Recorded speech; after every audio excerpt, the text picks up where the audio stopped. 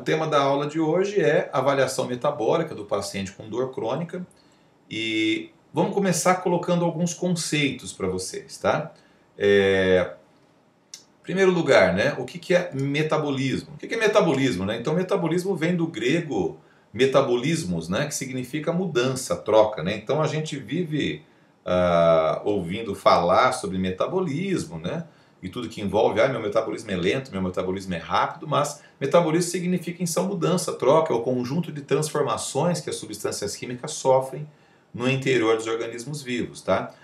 Essa expressão metabolismo celular é usada então em referência ao conjunto de todas as reações químicas que acontecem então em todas as células. Então, troca, funcionamento, ação, tudo isso é sinônimo de metabolismo. Então, essas reações químicas todas, elas são responsáveis por todos os processos de síntese, degradação de nutrientes na célula e constituem então as bases da vida.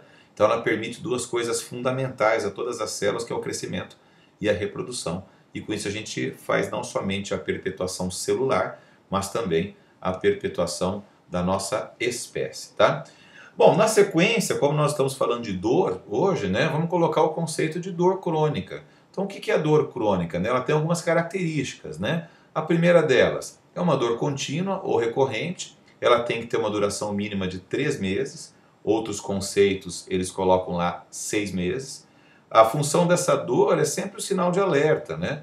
E muitas vezes é difícil achar qual que é a etiologia dela, né? Principalmente em dor crônica, né? Então, dor avisa, olha, eu tenho uma inflamação crônica em algum órgão ou sistema, né? Então, a dor é uma maneira que ele tem de chamar a atenção nossa de que algo está errado. Só que muitas vezes é uma dor difusa, muitas vezes é uma dor que não tem uma característica semiológica muito bem definida e é difícil achar muitas vezes a causa, né? A etiologia dessa dor.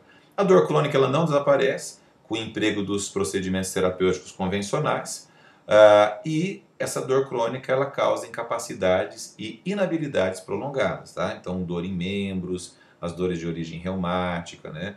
A fibromialgia, reumatismo. Então, todas as doenças que cursam com dor crônica, elas podem potencialmente serem doenças incapacitantes também, tá? Bom, isso gera consequências para o nosso paciente. Então, por conta da longa duração, a dor crônica perde então essa função primordial dela de manter a homeostase, de ser um sinal de alerta, e ela começa a causar um comprometimento funcional, sofrimento, pode levar a uma incapacidade progressiva, a custo socioeconômico, é causa de muitas idas aos médicos, da realização de muitos exames laboratoriais, no afã aí de poder fechar um diagnóstico e, com isso, conseguir resolver a questão da dor, tá? Então, com isso, ela tem implicações na saúde dos pacientes, faz então com que esse sintoma mereça atenção dos profissionais de saúde. É uma das principais causas de levar o paciente ao serviço de pronto atendimento, seja ele de emergência, seja ambulatorial, tá? Então, dor leva o indivíduo ao médico mesmo, tá? Epidemiologicamente falando, mais de 1/3 da população brasileira julga que a dor crônica compromete as atividades habituais, tá? Então, eu tenho uma dor, eu tenho uma situação que me impede de dar conta das minhas atividades do dia a dia. Mais de 3/4, então, considera que a dor crônica é limitante para as atividades recreacionais, relações sociais e familiares. Então, aquele paciente que deixa de sair, ele deixa de ir passear no shopping, ele deixa de participar das reuniões de família, das reuniões sociais, porque ele tem dor e para ele descer do carro, andar, subir escada ou permanecer, né, dor de cabeça, por exemplo, permanecer num local pode ser uma situação bastante complicada, ele vai se isolando. Os indivíduos idosos, né, estão expostos a afecções traumáticas, infecciosas, crônico-degenerativas, e todas essas situações, elas são também geradoras de dor, tá? Então, por exemplo, indivíduos que têm osteoporose, fazem fraturas, muitas vezes fraturas sem muitos esforços, né? Doenças infecciosas, as crônico-degenerativas, as osteoartrites, né? Então, tudo isso é gerador de dor. 25 a 80% dos indivíduos com mais de 60 anos de idade apresentam dor, qualquer tipo de dor, tá? E existe aí um conceito errado de que idoso tem que sentir dor mesmo, tá? Então muitas vezes, não, mas alguma dorzinha o senhor tem que ter, né? Afinal de contas o senhor está com 70, 80 anos de idade, então não. A dor, ela sempre é um aviso de que tem alguma coisa errada, que tem algum local que está sendo um estímulo, está tendo um estímulo gerador de dor, tá? 80 a 85% dos indivíduos com mais de 65 anos apresentam pelo menos um problema significativo de saúde e que predisponha à dor. E a dor, olha só que interessante a estatística, né? Ela é frequente em 32 a 34% dos idosos, ocasional em 20 a 25%, aguda em 6 a 7%, mas ela é crônica, ó, de 48 a 55% dos idosos, e essa é uma estatística bastante grande, tá? Então vejam que é um problema de saúde não só para idosos como para jovens, mas nesse grupo especialmente a gente tem que ter um pouquinho mais de cuidado e de atenção. Bom, existem algumas definições de dor, tá? Então, o primeiro conceito é esse, de dor nociceptiva, né? Ela surge quando tem uma ativação fisiológica dos receptores, dos nociceptores ou receptores de dor, está associada geralmente à lesão de tecidos musculares, ossos, ligamento, é uma dor de alerta, tá? Segundo tipo aí, dor neuropática, né? Como o próprio nome diz, né? Eu costumo dizer que na medicina a gente não precisa decorar nada, ela surge como efeito de uma lesão ou uma disfunção do sistema nervoso central ou periférico, tá? Então tem principalmente em diabéticos ou pacientes com doença crônico-degenerativa, dor de origem neuropática. E eu tenho uma dor psicogênica ou idiopática, que eu acho que é a mais difícil de você diagnosticar, porque é um diagnóstico de exclusão, você tem que estar municiado de todos os outros exames para você chegar no seu paciente e falar, olha, a senhora tem uma dor criptogenética, ou psicogênica, ou idiopática, que são os termos que a gente costuma usar com o paciente quando a gente não sabe de onde que vem a dor dele. Então, o paciente que você vira ele de cabeça para baixo, ele não tem nenhum processo lesional, você não consegue chegar no diagnóstico. Então, hoje, a gente ainda classifica essa dor como psicogênica. Tem muitas dores que eram classificadas no passado como psicogênica e que hoje elas têm uma causa, tá? Então, conforme diagnóstico, principalmente de neuroimagem, vai evoluindo, nós vamos encontrando causas para dores que antigamente tinham só o rótulo aí de psicogênica, né? Bom, isso vocês já devem ter visto em outras aulas, né? É sempre importante relembrar qual que é o mecanismo, né? Quais são as ferramentas, aí, os utensílios, vamos dizer assim, os componentes, né? Do arco aqui que gera dor. Então eu tenho aqui os nociceptores, que são os neurônios sensoriais primários. Eles são então especializados em conduzir a informação desde a periferia, onde o estímulo é detectado, até o sistema nervoso central, passando então pela medula. Os axônios longos, que são verdadeiros fios elétricos, né, que conduzem esse estímulo desde lá da fonte dele, que foram os neurônios, até os núcleos nervosos. E quando esses neurônios, esses fios estão ativados, eles transmitem então um sinal através dessas fibras longas até a medula, depois para o cérebro, onde essa dor vai ser processada, o cérebro vai falar para você o que fazer com ela, tá? Existe uma teoria muito interessante, que é de 1965, que é a teoria do portão, ou da comporta, né? Que é de Melzack-Wall. Então ele coloca o seguinte, que a modulação dessa experiência de dor, ela efetua-se em 3 níveis, tá? O primeiro, na periferia, né? Depois na medula espinhal e depois do cérebro, e que você tem então esses três componentes como se fossem portões de controle. Então esse controle é executado sempre no sentido ascendente, né? De forma a inibir ou facilitar a condução do estímulo que vem lá da periferia para o cérebro, e também a descendente, que leva do cérebro até os cornos posteriores da medula. Eu posso ter um arco reflexo, por exemplo, se for uma dor aguda, estou colocando minha mão num espinho, num lugar que vai queimar, né? A dor ela vai ser conduzida então até o cérebro vai processar, vai ver se é uma situação de perigo e vai mandar eu tirar a mão, né? Vou ter alguma ação.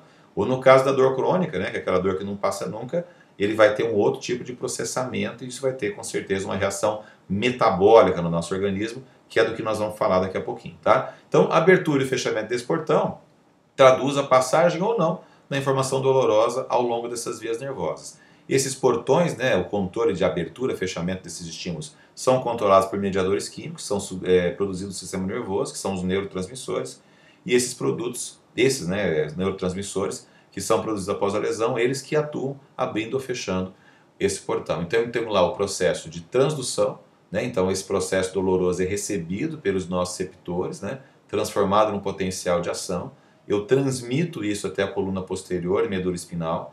Depois, a medula vai modular esse sinal, né? Antes de chegar nos níveis superiores, né? Do sistema nervoso central, ele vai fechar ou abrir as comportas, né? Através dos neurotransmissores. E, por sua vez, esse estímulo vai chegar até o cérebro, onde ele vai ser integrado, percebido como dor, e o nosso cérebro vai processar, então, alguma ação.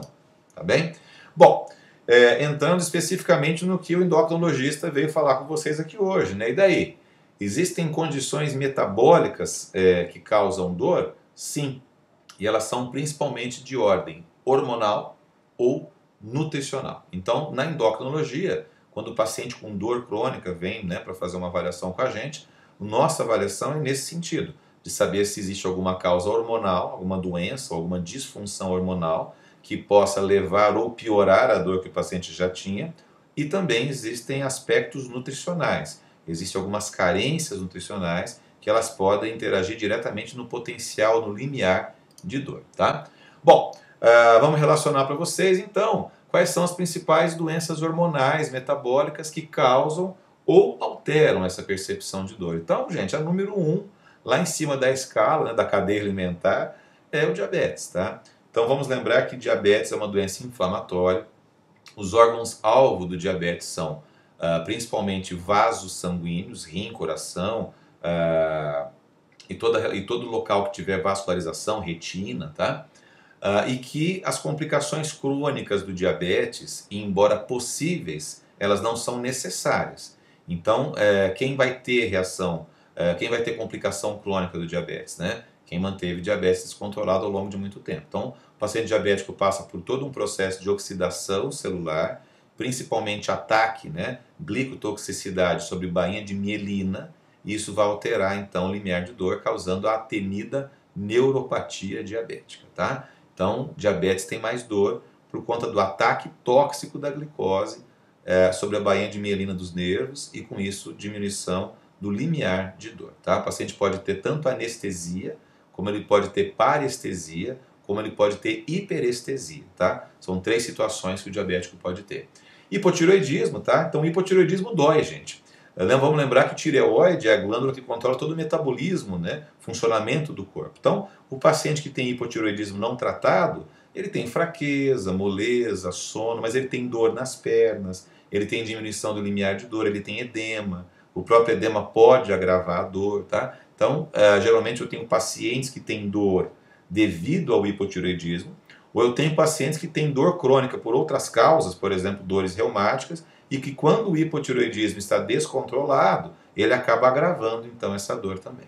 Outra situação que pode gerar dor, embora a gente leia nos livros que osteoporose não dói, são transtornos do metabolismo ósseo. Então eu posso ter pequenas fraturas, né? E aí o sintoma já não é mais a osteoporose, né? A osteoporose é uma doença, o sintoma é a fratura. E muitas vezes o paciente faz microfratura, a coluna derrete, vai achatando o disco, isso vai doendo. Então, sempre fazer, principalmente em mulheres menopausadas, que não fizeram reposição hormonal, né, que não tem exposição solar, que não tem ingestão de cálcio e vitamina D adequadas. Esse é o grupo de maior risco para ter, então, esses transtornos, tá?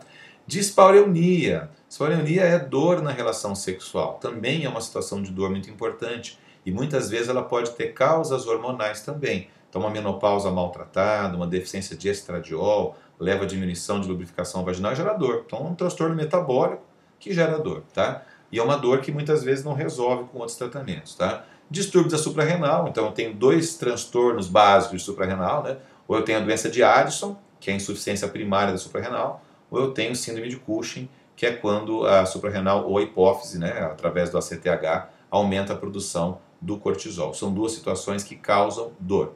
E eu coloquei lá embaixo uma situação bastante interessante que vem surgindo cada vez mais, que é a questão da disbiose intestinal. Disbiose intestinal é toda vez que eu tenho um descontrole na minha microbiota intestinal, eu acabo tendo predomínio de alguns tipos celulares que são, vamos dizer assim, malignos, maléficos para a minha imunidade, e aí entra também a questão de imunomodulação e modulação de dor. Então começam a sair pesquisas mostrando a mudança de microbiota intestinal com alteração também de limiar de dor, tá? Então vejam que o endocrinologista tem uma série de doenças, né? Não só o endocrinologista como o clínico, né? Também que trabalha com dor, que tem que pesquisar para saber o porquê desse paciente nosso estar sentindo dor. É uma avaliação complementar à do neurologista, por exemplo, tá? Ou do médico especialista em dor.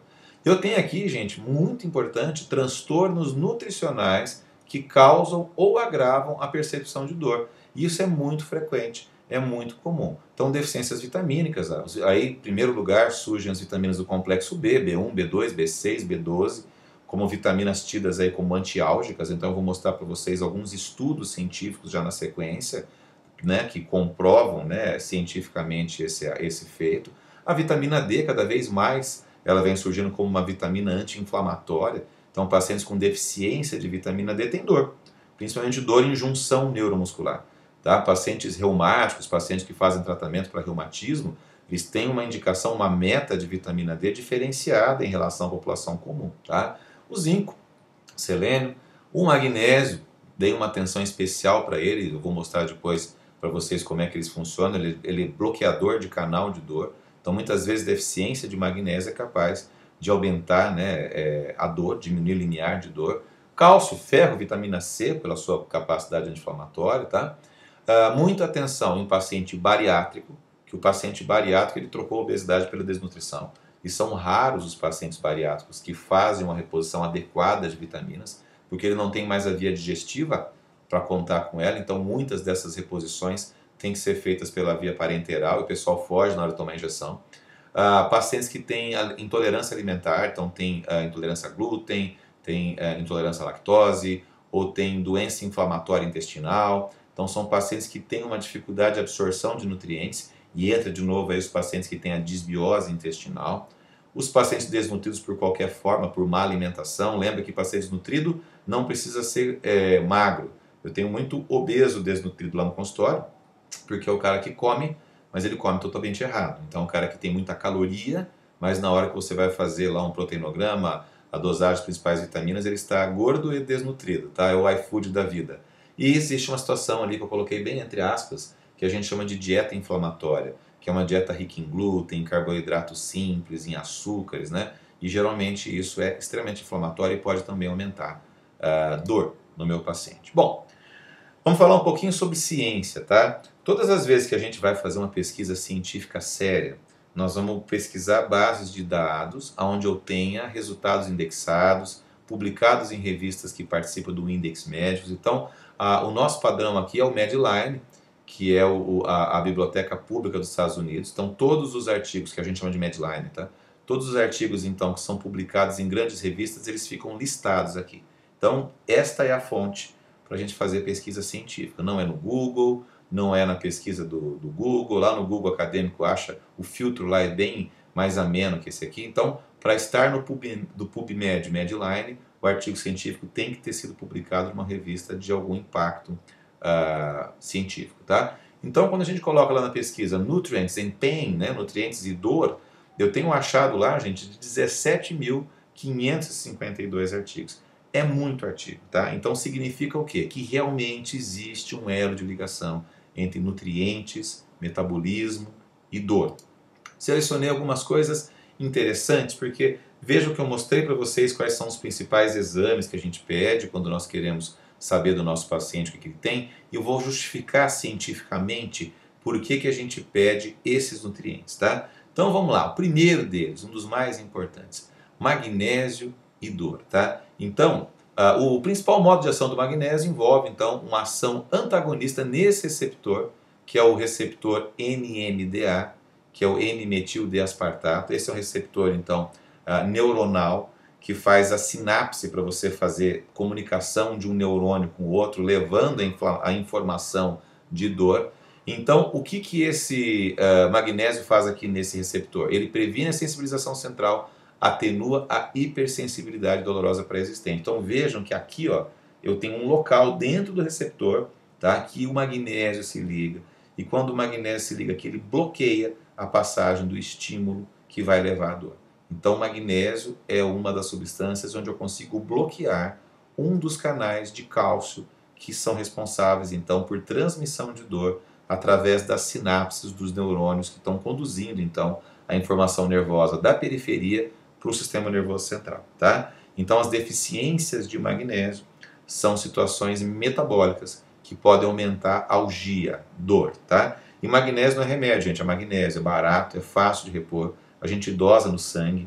Magnésio ele vai de 1,6 a 2,6 nanogramas por ml.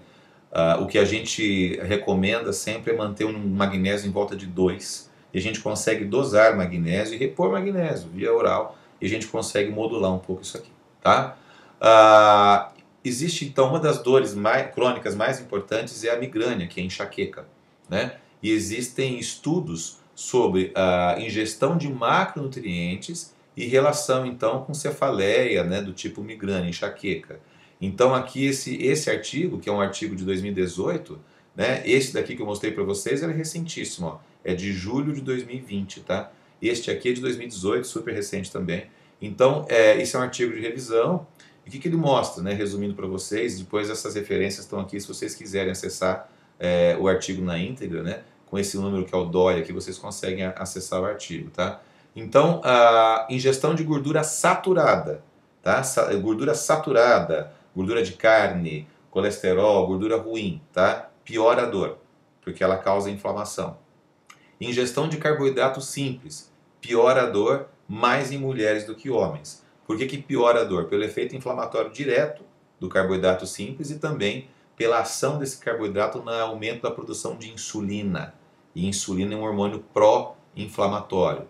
E pouca ingestão de proteínas também está relacionado à piora da dor. Mas Sidney, qual que é a dieta legal então para a gente fazer controle de dor? Já vou mostrar para vocês, aguardem.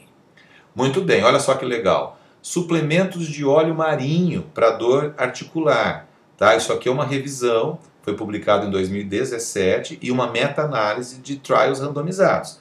Então ele tem um nível de evidência científica bastante interessante.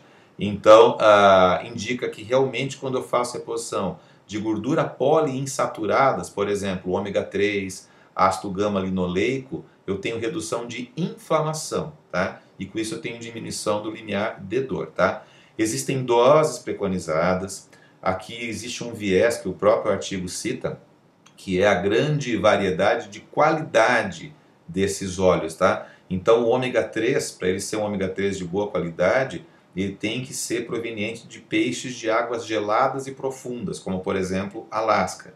Então tem que ver qual é a origem desse ômega 3, tem que ver qual que é a quantidade do DHA, que é o ácido eicosanoico, né, que é a substância anti-inflamatória que existe dentro desse ômega 3. Então não é qualquer ômega 3, tem que estar na dose preconizada e tem que ter um percentual de DHA que seja capaz de causar então anti-inflamação, tá? Mas tem artigos mostrando meta-análise que ele melhora bastante, tá?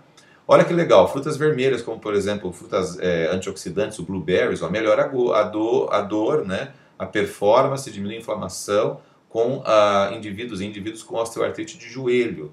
Então, esse mirtilo, né, que são as frutas vermelhas, são antioxidantes, têm bioflavonoides, podem reduzir dor, rigidez, dificuldade para realizar atividades diárias, melhorar o desempenho de marcha e melhorar a qualidade de vida nesses pacientes com osteoartrite de joelho. Então, gente, comida. Quando eu dava aula para o curso de nutrição, existia uma placa na porta da clínica de nutrição, que ela tinha uns dizeres bem interessantes, que os seus remédios sejam os seus alimentos, e que os seus alimentos sejam os seus remédios. Então tem muitas coisas capazes de mudar o nosso metabolismo que está nos alimentos que nós consumimos. Então alimentos são fatores capazes de mudar o nosso metabolismo e dessa vez interferir também na nossa percepção de dor. Tá? Vitamina C, tá? Então foi negativamente associada então com dor. Então, quanto maior a minha vitamina C, menor a dor, tá? Tem um efeito inversamente proporcional. Então, sensação de dor espontânea, formigamento, sensação de alfinetes e agulhas, né, que tem um questionário de dor. Então, os pontos de corte para a vitamina C, para prevenir sintomas moderados e graves, foi entre 7 e 5. Então, eu tenho que ter lá, abaixo de 7 o paciente começa a ter sintomas moderados e abaixo de 5 de vitamina C dosada no sangue, no plasma, né, eu começo a ter sintoma grave. Então vejam só, vitamina C, magnésio, óleos de gordura poliinsaturadas, então tudo isso são coisas que eu posso incorporar ou na dieta ou como suplementação do meu paciente que tem dor e mudar o metabolismo dessa dor do meu paciente, tá? Então, pacientes bem nutridos com vitamina C tiveram menor incidência de sensação aguda, dor aguda e de pele avermelhada, tá? B12, gente, guardem bem isso daqui, tá? B12 como tratamento para neuropatia periférica, né? Isso aqui é um artigo de revisão.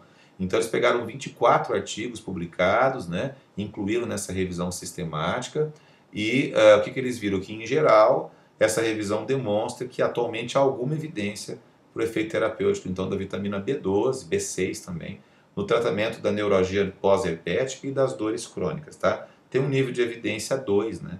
A 3, que é um nível de evidência bom, tá? Muito bem, então vocês viram aí como que nutrientes isoladamente podem modificar o meu limiar de dor, né? Como é que eu posso usar a dieta como remédio, como que algumas carências nutricionais podem aumentar a dor do meu paciente, né? Como que metabolicamente, lembra que quando eu falo de nutrientes, eu estou falando de metabolismo, que é a mudança, que é a troca celular, que nós colocamos logo naquele primeiro slide. Então, como que isso pode interferir, então, no meu paciente? Então, dieta e inflamação. O que eu posso dizer sobre isso, gente? A maior parte das doenças crônicas, por exemplo, obesidade, diabetes, elas são fortemente influenciadas pela nutrição ou pela má nutrição, e o metabolismo dos alimentos está intimamente relacionado, então, aos processos inflamatórios. Comer, né, aquilo que eu coloco para dentro quando eu me alimento, né, ele vai causar uma reação no meu organismo, que pode ser positiva ou negativa, dependendo da qualidade e da composição da minha dieta. Então, existe uma situação que eu chamo de inflamação pós-prandial. O que é isso? É aquela incursão de nutrientes que vai cair na minha circulação logo após uma refeição. Então, essa inflamação pós-prandial é um componente da reação normal de estresse aos alimentos nas células. Então, por exemplo, me alimentei muito mal, fiz uma sobrecarga de carboidratos no meu organismo, o meu corpo ele vai reagir de uma maneira, vai produzir muita insulina, aumentar muito a produção de fatores inflamatórios, como por exemplo interleucina 6 e o fator de necrose tumoral, e isso vai causar inflamação. Se eu fizer isso repetidamente, eu vou ter uma inflamação crônica que vai gerar reações no meu organismo, entre elas a dor. Então, nutrientes, eles podem modular o estado inflamatório dos humanos e, consequentemente, as propriedades pró ou anti-inflamatórias dos alimentos, tá? Então, cuidado, gente, muita responsabilidade com aquilo que a gente come. Então, aí, o carboidrato, nós não podemos incentivar a carbofobia, nós temos carboidratos do bem e temos carboidratos do mal, tá? Então, temos carboidrato que é absorvido muito rápido e que faz uma incursão pós-prandial muito grande de insulina, e com isso eu libero como consequência uma cascata de mediadores inflamatórios, mas eu tenho carboidratos também que têm um baixo índice glicêmico, que são carboidratos que são liberados de forma mais lenta e que não geram necessariamente inflamação, tá? Então, não é só a quantidade, né? Mas a qualidade desses carboidratos e qual é o índice glicêmico que eu estou submetendo ao meu organismo, tá bem? Então, uma dieta com alta ingestão de fibras, diminuindo a velocidade de absorção do carboidrato, tem uma relação negativa com proteína C reativa, que é um marcador de atividade inflamatória, interleucina 6, fator de necrose tumoral, que é o TNF-alfa, e também os outros mediadores de inflamação. Então, gente, cuidado, tá? Eu falo brincando que tem o iFood do bem e o iFood do mal. Eles convivem lado a lado ali no botãozinho do nosso aplicativo do celular, tá bem? E aí o bandidão da nossa década, da nossa geração, na verdade, o glúten, tá? Então o glúten é uma mistura complexa de centenas de proteínas distintas presentes nos grãos de trigo, principalmente a gliadina e a glutenina, desencadeia uma resposta imunológica, principalmente na doença celíaca, mas eu não preciso ter doença celíaca para causar inflamação mediada pelo glúten. É proibido pôr a mão? Não é proibido pôr a mão. Mas eu tenho que lembrar que quando eu coloco a mão, eu estou comendo um alimento que é extremamente inflamatório. Então eu tenho que fazer isso com delicadeza, tá? Então estudos recentes sugerem então que o glúten pode representar o antígeno na artrite reumatoide, levando a uma resposta imune nesses pacientes. Então, qualquer paciente meu que tem doença inflamatória, doença autoimune, um teste terapêutico bastante interessante é submeter esse paciente a uma dieta sem glúten por algum tempo. Geralmente ele diminui bastante a dor. Então a gente tem visto isso muito na prática de consultório. Olha, vamos tirar o glúten em 30 dias. Veja como é que você se sente, né? O grande problema é que o mundo é uma ilha revestida por glúten por todos os lados que a gente corre, né? E é bom pra caramba. Olha ela aí, gente, vitamina D, tá? Não tem como a gente falar em dor, alteração metabólica causada por dor, sem a gente falar em vitamina D. Então, vitamina D, inicialmente, ela começou a ser estudada como um metabólito necessário para a absorção do cálcio pelo intestino.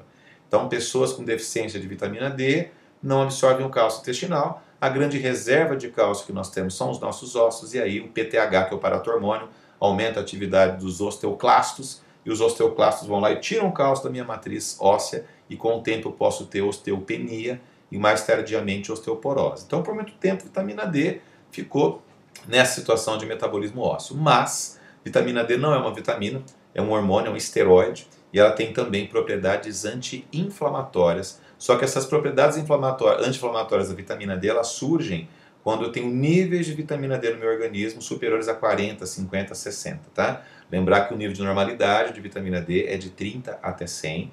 Vitamina D é uma vitamina lipossolúvel, vitamina A, D, E e K são as 4 vitaminas lipossolúveis, e essas vitaminas eu tenho que ter um cuidado especial, porque elas têm dose tóxica, tá? Então eu não posso repor sem ficar monitorando. Então acima de 100, a vitamina D tem dose tóxica, de 30 para cima a gente tem deficiência de vitamina D, e os níveis ideais estão por volta ali de 40, 50, 60. Pacientes especiais com osteoartrite a gente coloca um nível um pouco mais alto, 70, 80, mas sempre respeitando o limite superior então do método, que é 100, tá bem? Então, vários estudos, né, têm surgido randomizados com suplementação de vitamina D em doença reumática, né, e esses pacientes que foram suplementados mostraram uma diminuição das crises da doença e diminuição do score de dor, tá? Não preciso mais deixar o meu paciente no sol, existe reposição de vitamina D oral, é barato, tá? E pode ser tomado em dose semanal, facilitando a aderência então, do paciente. Toma uma vez por semana, tá bem? Gorduras, né? Então eu tenho gordura boa e gordura ruim. Aqui eu estou falando da gordura boa aqui em cima, ó. Então, em relação à gordura, vários estudos relatam efeitos pró-inflamatórios de ácido graxo trans, que é gordura ruim, perdão, né? Com a nível de atividade inflamatória, mas em contraste, as gorduras poliinsaturadas, ômega 3, abacate, óleo de peixe, né? Não o óleo de coco, que ele é rico em triglicerídeos de cadeia média, tá? Tem relação inversa, então, com níveis de mediadores inflamatórios, como, por exemplo, interleucina e fatores de necrose, tá? E aí, qual que seria a dieta ideal, né, gente? Então, eu estou terminando a parte de dieta aqui. A dieta mediterrânea parece ser, então, uma dieta que é a melhor dieta anti-inflamatória, tanto do ponto de vista de prevenção de dor, como do ponto de vista de prevenção de doenças cardiovasculares, tá? Então, a dieta mediterrânea é um padrão de comida, um padrão alimentar presente principalmente no sul da Europa, né? Onde eu tenho regiões de cultivo de azeitona, é exatamente o oposto da dieta ocidental. Então ela tem carboidratos, mas ela tem carboidratos principalmente integrais, ela tem oleaginosas, que são as castanhas, ela tem tomate, que é licopeno, ela tem as frutas, bastante fibra, ela tem proteína magra, ela tem vinho, tá? que é extremamente antioxidante. Então ela tem uma proporção de ômega 3 e de ômega 6 de 1 para 7. Isso está relacionado à ingestão do ácido alfa-linolênico, né, que é a forma vegetal então, do ômega 3. A gente tem maquinaria enzimática para converter isso depois. E com isso eu consigo então ter uma dieta anti-inflamatória que é benéfica em dor, em doenças como Alzheimer, Parkinson, doenças cardiovasculares e diabetes, tá bem? Então uma dieta bem gostosa, inclusive, de fazer. Quais são os alimentos isolados então que têm propriedades anti-inflamatórias? Tá? O azeite. Então ele está relacionado, o extra virgem, tá, gente? Não é azeite ruim, não. Só lembrando que o azeite extra virgem é aquele azeite que vem da primeira prensa da uva, tá? Então, a primeira prensa a frio, da uva não, perdão, da azeitona, tá? Então, esse é o azeite de melhor qualidade e ele reduz tromboxano, que é mediador de atividade inflamatória, e leucotrieno, que está lá em cima na cascata inflamatória. O suco de tomate, ele reduz, então, a indução de TNF-alfa, e a gente usa pouco aqui, né? No nosso país, mas tem lugares que esse suco de tomate é apreciado. Chá preto, né, tem os flavonoides. Flavonoides são anti-inflamatórios, diminui também a agregação de leucócito, plaqueta. O vinho tinto, tá, gente? O que roga aqui é a quantidade, tá? Então, antes que vocês me critiquem, eu não estou mandando vocês começar a beber, mas tem que ser um vinho tinto de boa qualidade, tá? Não pode ser esses vinhos de garrafão, vinho ruim, não, tá? Então, ele também é rico em bioflavonoides. Eu tenho o resveratrol, que é uma substância antioxidante que está na casca da uva vermelha, e isso é extremamente anti-inflamatório. Flavonoides em geral diminuem óxido nítrico e também ciclooxigenase, que é a COX. E batatas. tá? Lógico que eu não vou me entupir de batatas, principalmente quem tiver já um certo grau de obesidade, resistência insulínica, mas batatas, que está aqui na dieta mediterrânea, ela tem vitamina C, tem potássio, tem fibra alimentar, né? Eu tenho batatas que têm mais fibra, né? Como por exemplo aí a batata doce. Eu tenho mandioca, eu tenho batatinha barolo, né? Que é a mandioquinha salsa, tá? Então eu posso colocar numa quantidade adequada, né? Associada a tudo isso aqui e ter uma dieta gostosa e uma dieta que é altamente anti-inflamatória, tá? Falar um pouquinho para vocês de intestino bem rapidamente. Então, disbiose intestinal, todas as vezes que eu tenho um desequilíbrio no meu pool de lactobacilos, então lá na minha microbiota intestinal eu tenho os lactobacilos, os bonzinhos e os malzinhos, tá? Os que promovem anti-inflamação e os que são os do mal. Geralmente os do mal são mais fortinhos. Quando eu tenho situação de antibiótico, estresse, essas coisas, eu tenho uma proliferação de algumas cepas que não são interessantes para mim. Isso influi diretamente na absorção de nutrientes, então quando eu tenho a disbiose, eu tenho síndromes desabsortivas, tá? E interessante, ó, tem vários estudos com dor, né, com artrite reumatoide, ó. Então eu tenho aí um estudo duplo cego com 60 pacientes do sexo feminino, ó, randomizados para receber uma reposição de lactobacillus, só para vocês terem uma ideia, esse caseia aquele do Yakult, ou placebo, por 8 semanas, e no final do estudo, esse grupo que recebeu a reposição do lactobacilo teve diminuição da sensibilidade de dor e teve também diferente nível de interleucinas inflamatórias, tá bem? Então, sempre pense no intestino. Para obesidade, para dor, para absorção, para diabetes, o intestino hoje está sempre, a gente está chamando ele de segundo cérebro agora, tá bem? Bom, vários estudos mostram agora jejum intermitente melhorando o padrão de dor. Então, quando eu submeto o meu organismo ao jejum, ele produz substâncias anti-inflamatórias, tá? Quando eu submeto a jejum, a principal modalidade é esse de 8 por 16, então são 8 horas de janela que eu posso comer e 16 de jejum. Graças a Deus, o tempo que eu passo dormindo conta como jejum. Então eu janto até as 8 horas da noite, depois eu vou almoçar por volta do meio-dia, 1 hora da tarde do dia seguinte, e aí eu posso consumir nessa janela, devo aliás, água bastante, posso tomar cafezinho sem açúcar, chazinho sem açúcar, qualquer coisa que não tenha caloria. Alimentos que contenham caloria, eles quebram o jejum. E o que acontece? Eu tenho uma redução da ativação dos linfócitos CD4, eu posso reverter estado imunológico tópico da artrite reumatoide, onde eu tenho proliferação desses linfócitos. Quando eu faço jejum intermitente por um período de 7 a 10 dias, eu posso dar uma diminuidinha naquela avidez que o meu sistema imunológico tem em reagir com o self, né, que é o que caracteriza uma doença autoimune, reduz a ativação das células T, mas os efeitos são transitórios. Então eu faço o jejum, melhoro, quando eu volto a comer do jeito que eu comia antes, eu pioro novamente. Então mostrando que esse hábito de fazer jejum possa ser um hábito que eu possa incorporar então como estilo de vida mais para frente. Bom, chegando ao finalzinho da nossa aula, como que eu avalio então o meu paciente, tá? Então vejam que eu coloquei lá em cima de tudo história clínica, gente. É na anamnese, é na história clínica que o paciente conta para mim o que é que está acontecendo. Quanto tempo faz que começou a dor? Se ele está relacionado a algum fator de alívio, de piora, se tem algum fator que desencadeia a dor, se tem algum alimento que ele consuma que piora a dor, se tem alguma coisa que ele faça que melhora a dor, tá? História familiar, não somente de dor, de artrite, mas história familiar de doenças metabólicas, tá? Tireoide, diabetes, muitas vezes a dor levou o paciente ao nosso consultório, mas ele tem uma doença crônica metabólica que ele não conhecia, tá bem?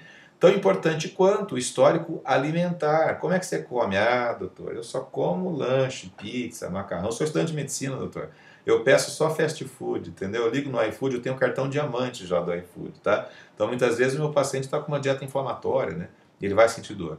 Condições e hábitos de vida. Eu faço exercício, eu não faço exercício. Nível de estresse, como que é. Relação com um cônjuge, com um namorado, mulher. Muitas dores são provenientes de tensão muscular, tem causa psicogênica. Então, é no estudo das condições e hábitos de vida que eu vejo isso. Tabagismo, tá? Consumo de bebida alcoólica. Então, tudo isso eu tenho que explorar na anamnese do meu paciente. Então, a anamnese é o começo de tudo. Não existe consulta médica sem anamnese. Não posso nem pôr a mão nos exames. Então, por último ali, ó, exames laboratoriais. Porque se eu olhar os exames do meu paciente sem ter entrevistado ele corretamente anteriormente, eu não vou compreender o que encontrei. Então, os exames laboratoriais, na verdade, muitas vezes, eles servem só para confirmar a hipótese diagnóstica que eu já fiz. na minha história clínica, tá? Essa é a arte da medicina, gente. Essas são boas práticas da medicina.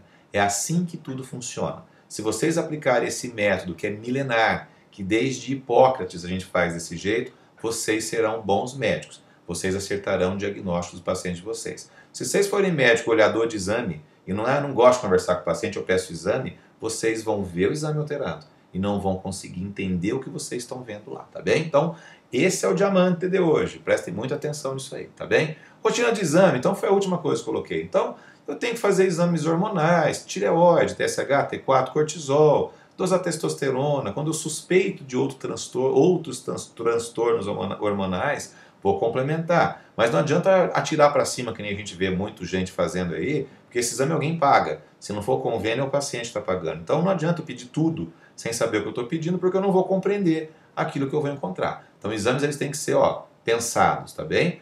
As vitaminas principais, quais que a gente dosa? A vitamina D, que tem que ser a 25H. Então não adianta dosar 1,25 de hidroxivitamina D, porque ela já é a forma ativa, que já foi metabolizada pelo rim. Então eu faço diagnóstico de deficiência de vitamina D através da dosagem da 25H ou da 25-hidroxivitamina D, tá? Magnésio, lembra que magnésio é antiálgico, né? Ferritina, prover estoque de ferro.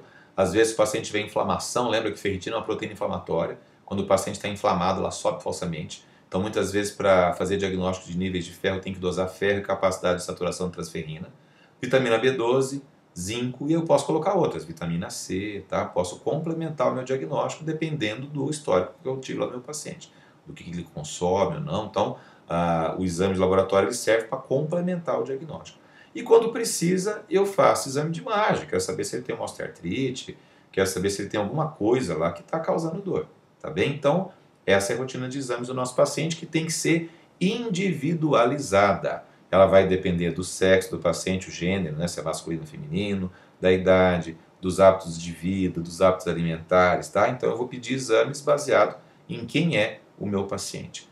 E o tratamento disso, gente, não preciso falar para vocês que é extremamente individualizado. Depois que eu juntar todas as pecinhas, como é que eu atuo mudando o metabolismo do meu paciente, tá? Fazendo reposições necessárias. Muitas vezes eu tenho que usar só com dieta, muitas vezes eu vou ter que suplementar. Paciente tem deficiência de proteína, vou ter que dar um whey protein. Deficiência de vitamina C, vou ter que repor. Deficiência de vitamina D, vou ter que repor. Então, a reposição também é individualizada e eu vou me basear nos exames laboratoriais que o paciente me mandou para eu fazer uma reposição para eles. Controle nutricional, esse paciente vai ter que aprender a comer direito, tá? Controle emocional, e aqui é uma possibilidade muito legal da gente trabalhar de forma multidisciplinar. Vocês estão fazendo medicina hoje, vocês têm que pensar que nós temos nossos colegas psicólogos, que nós temos nutricionista, que nós temos educador físico, que nós temos o fisioterapeuta, e que esses profissionais eles ajudam demais a gente, tá? Não existe como o médico sozinho dominar toda essa cadeia, porque não é o nosso papel, tá? Então, este paciente com dor é um paciente que precisa ser compartilhado. Nós precisamos dar as mãos. Somente assim nós vamos poder dar o melhor tratamento para o meu paciente. Então, equipe multidisciplinar está aqui e é fundamental, tá, gente? Aprendam a trabalhar em equipe, tá bem? E era isso, gente, que eu tinha para falar para vocês.